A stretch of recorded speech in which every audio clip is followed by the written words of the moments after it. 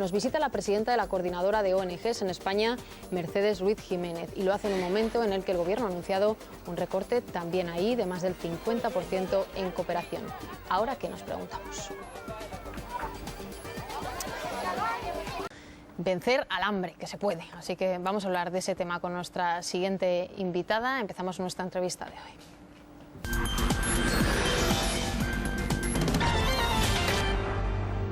Mercedes Ruiz Jiménez, muy buenos días. Buenos días, bienvenida Ana. a la televisión pública. Muchas gracias. Presidenta de la Coordinadora de ONGs. Puede que haya una parte del público y que aquí sepamos lo que es, pero quizás es bueno explicar a quién representa Mercedes Ruiz Jiménez. Bueno, la Coordinadora de Organizaciones No Gubernamentales para el Desarrollo articula 100 organizaciones dedicadas a cooperación al desarrollo, más 17 plataformas o coordinadoras autonómicas.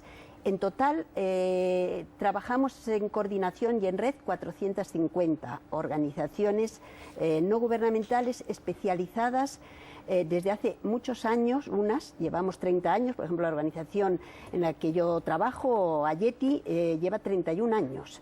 O sea, casi en los inicios de la cooperación española y en los inicios antes de que estuviera la coordinadora conformada, ¿no? Entonces, esta articulación, esta red, yo creo que es un tejido social solidario y es una gran riqueza que tiene la sociedad española.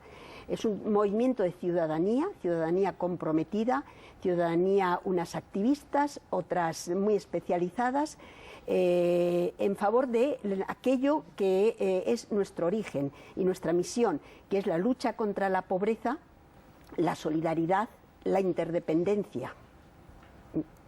Le interrumpía para preguntarle, para que explicar que no dependen de nadie, sino que las ONG se agrupan en este movimiento para coordinarse de alguna manera. Y a usted le ha tocado presidirlo en uno de los momentos más complicados. Más difíciles, sí. El reto fundamental es cómo sobrevivir a los recortes. No me refiero a todos los demás que ha sufrido la ciudadanía, sino en concreto a los de cooperación, que hablan de 65% o más del 50% en el caso de la ayuda en general y casi del 70% en la AECI. ¿Cómo van a sobrevivir a esto?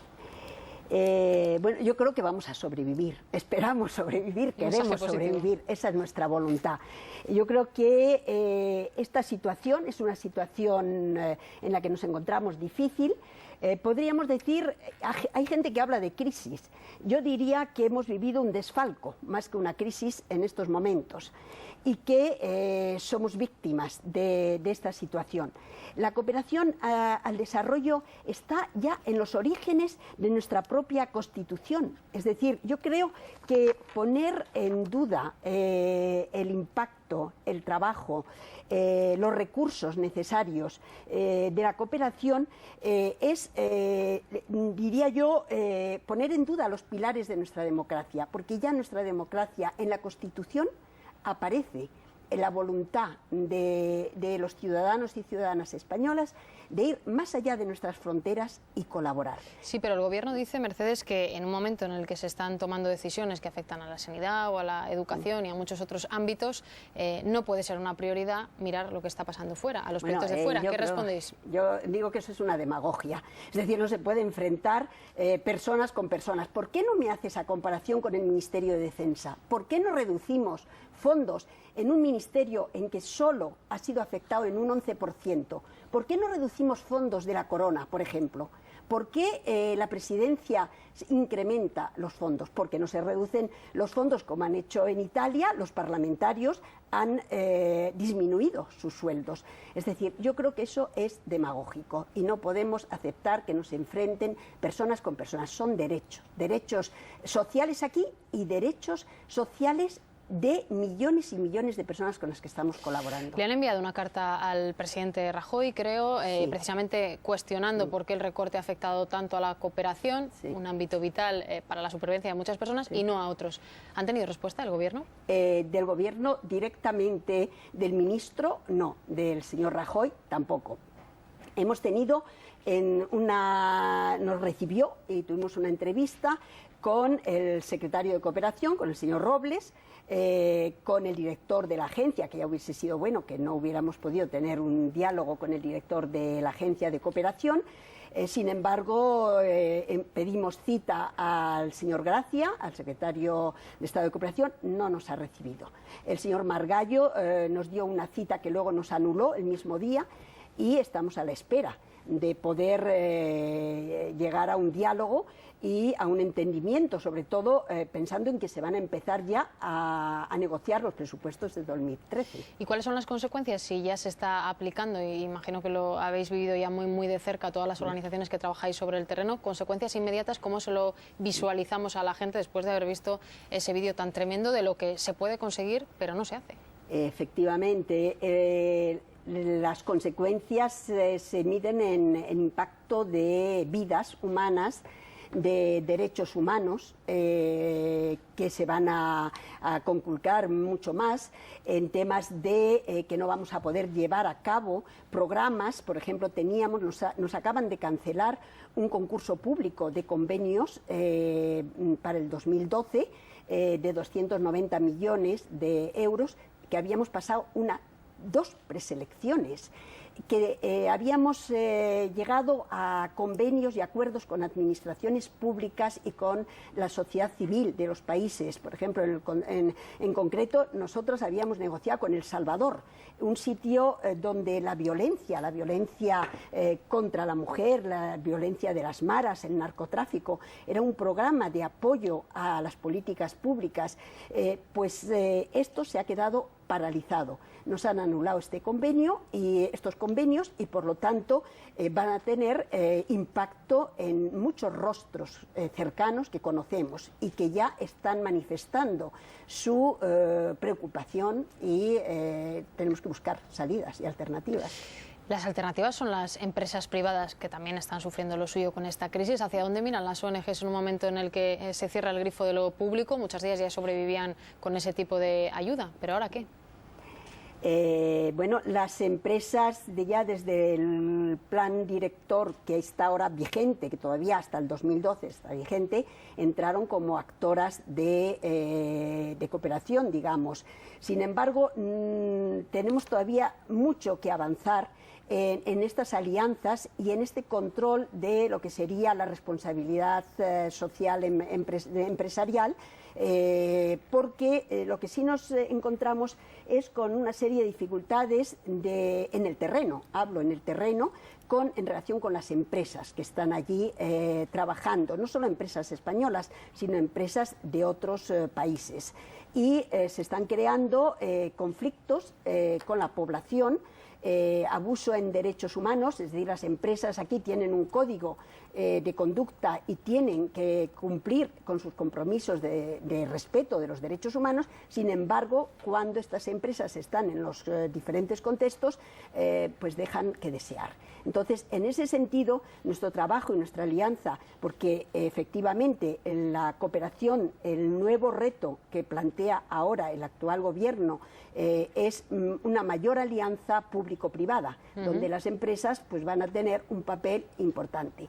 Ojalá podamos reivindicar, digamos, nuestros derechos a participar como sociedad civil y podamos tener también una palabra que decir en estas alianzas público-privadas que hasta este momento se nos han ido metiendo y realmente nos preocupa cómo va a ser el futuro de la cooperación, si vamos hacia una cooperación privatizada o qué nos espera. Sabemos que para los países del sur, y si escuchamos realmente los intereses, los derechos y lo que ellos nos indican, esto es un grave problema.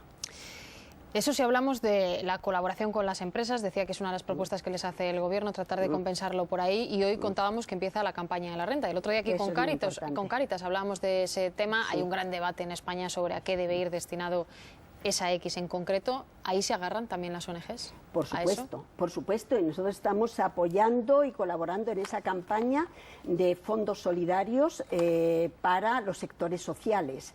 Y sabemos que no hay problema de que se ponga la X para la Iglesia y al mismo tiempo para fondos sociales, es decir, que se pueden tener las dos X.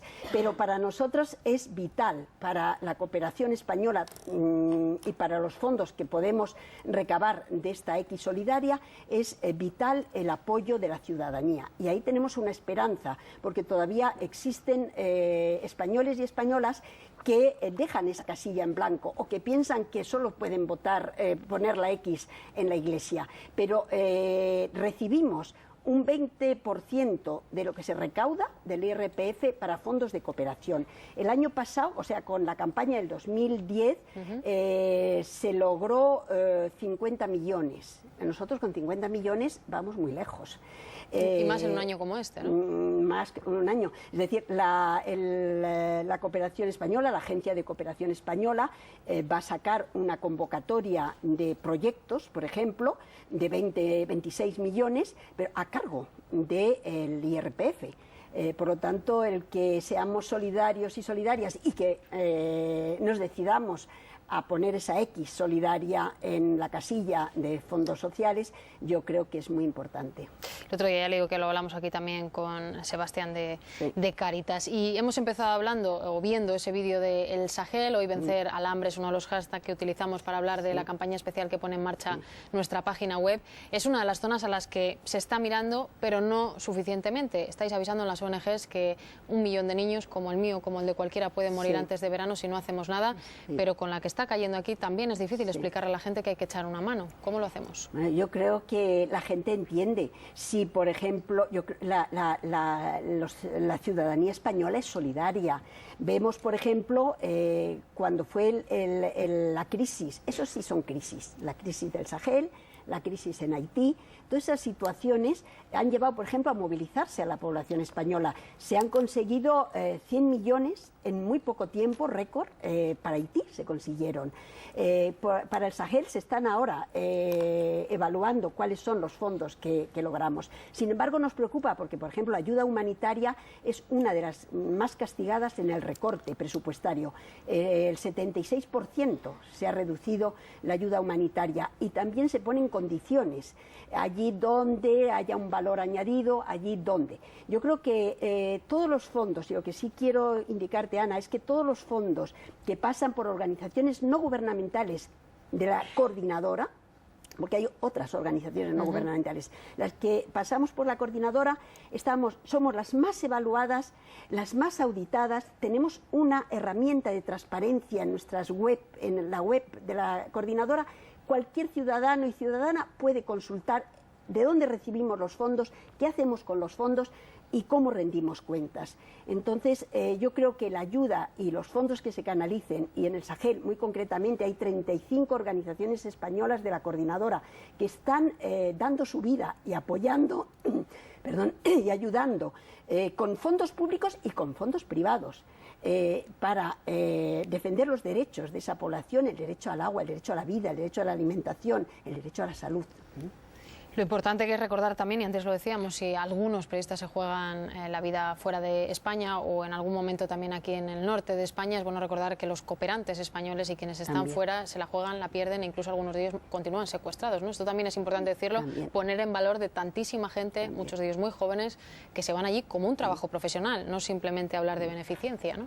Efectivamente, y yo creo que hay un reconocimiento por parte de la población española, un 69%, dice UNICEF en sus encuestas, un 70% dice la Fundación Carolina, que reconoce y apoya, y por lo tanto yo creo que defender una política pública como es la de cooperación es un compromiso que vamos a defender y que esperamos que de una forma o de otra podamos llegar a consensos y acuerdos.